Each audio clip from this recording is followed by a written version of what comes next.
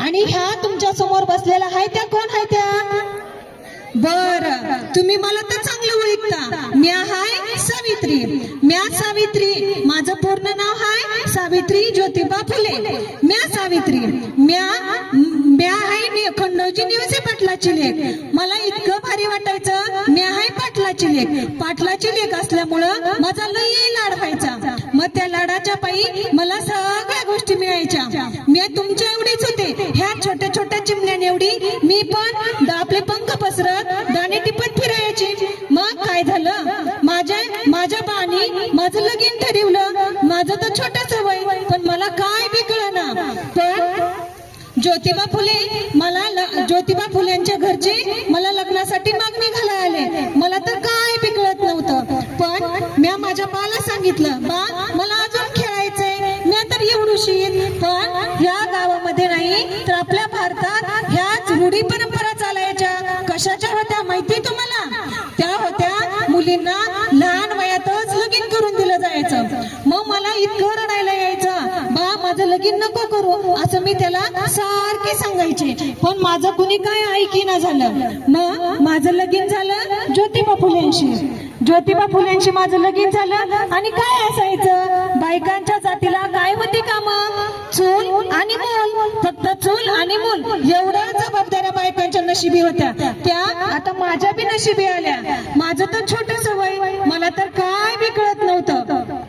मी आपली काय करायची, भाकऱ्या बी मला नीट नाही यायच्या. मग मला भीती वाटायची, आता नांदाय तर आली मी, मग ह्या गोष्टी सगळ्या कराव्या लागतील. पण आता करू तरी काय बी सुचना. मग ज्योतिबा फुलेंनी काय सांगितलं, माझे धनी लय चांगले होते, माझ्यापेक्षा वयाने मोठे होते. पण त्यांनी मला काय केलं, समजून सांगितलं, सावित्री तू भिवू नको, म्या तुझ्या संग हाय.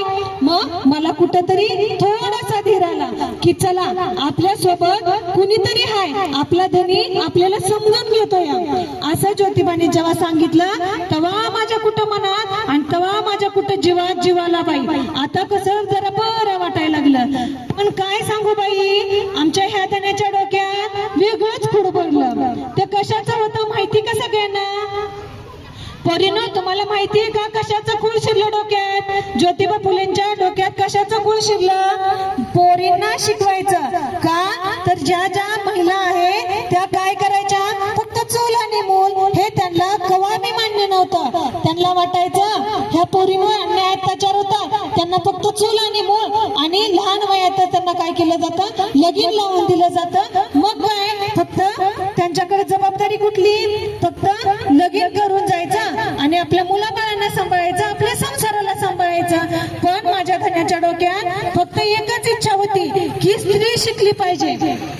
मग त्यासाठी काय करावं हे त्यांच्या डोक्यात विचार सतत चालू असायचं. मग मी आणि ते एकदा बसलो घरात. मग त्यांना मी काय केलं, भाकऱ्या वाढल्या आणि जेवायला दिलं. मग त्यावेळेस मला धनीनं आवाज दिला, ए सावित्री. मी हळूच आवाजात त्यांना उत्तर दिलं, बोलाजी काय झालं? त्यावेळेस त्यांनी मला सांगितलं, सावित्री इकडे ये, माझ्याजवळ बैस जरा. मी घाबरले, अगं बाई आता तर हे जे लोक म्हणत होते नवऱ्याला दाब देतोय, हे खरंच असेल का? माझ्या मनात धगधग वाढायला लागली. मला तर लई भ्या वाटायला. आता काय ग करू बाई? मग भीत मी गेले. त्यावेळेस त्यांच्या शेजारी जाऊन बसले. मग त्यांनी माझा हात त्यांच्या हातात घेतला. मला अजून भ्या वाटायला लागलं. आता काय बाई मला हे सांगतील आता, ह्याचा विचार मनात चालू.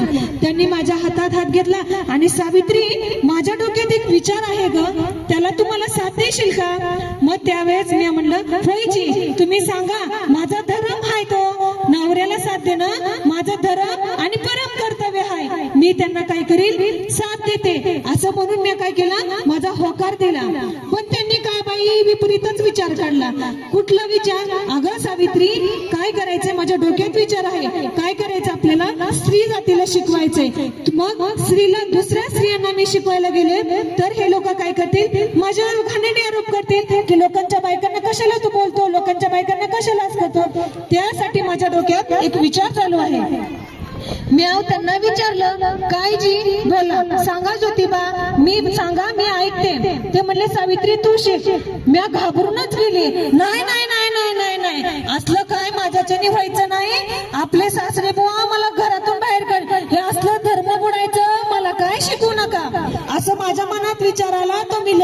सांगितला. पण ज्योतिबा ठामपणे सांगत होते, अगं सावित्री तू घाबरू नको, फक्त चूल आणि मूल हेच काय काम फक्त स्त्रियांचं असतं का? माझा विचार डोक्यात आहे, स्त्री शिकली पाहिजे, त्याचा विचार मी तुझ्यापासून करत आहे. पण तरी बी मला भ्या वाटायला लागलं. मी त्यांना नाही म्हणूनच सांगितलं एकदाच. मी उठली तर त्यांना जेवायला वाढलं आणि आपलं आपलं खाऊन मी झोपून घेतलं. दुसऱ्या दिवशी काय उठले, पाठी घेतली, त्याच्यात आपलं रोजचं जे नित्यक्रम असतो तशी मी शेतावर जायला निघाली. भाकऱ्या भरल्या, भाजी भरली, काय जे शेतात लागतं फावडं घेतलं, खुरपा घेतलं आणि मी शेतावर निघून गेली. शेतावर निघून गेली तेव्हा तिथं सगळ्या बाया काम करीत होत्या.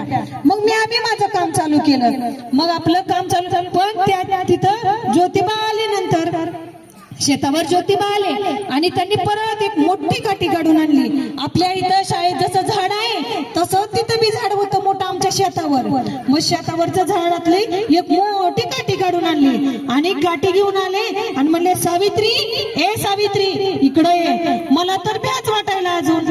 रात्री तर फक्त म्हणले होते शिकायचे, आता तर काठीच घेऊन आले. माझं पाय लटापटा कापू लागलं. आता काय दिकलं ना मला. पण ज्योतिबांच्या फक्त एकच आवाज, सावित्री ए सावित्री तू माझ्या जवळ येऊन उभी राहा. मी आता अजून घाबरली. आता पुरुष आपल्या भारतामध्ये पुरुष काय करतात, नाही त्याच्या बायकोने ऐकलं की ते मारतात. हे तर माझ्या मनात सारखं घर करायला लागलं. आता मला बी हे मारणार का? तर मी रात्री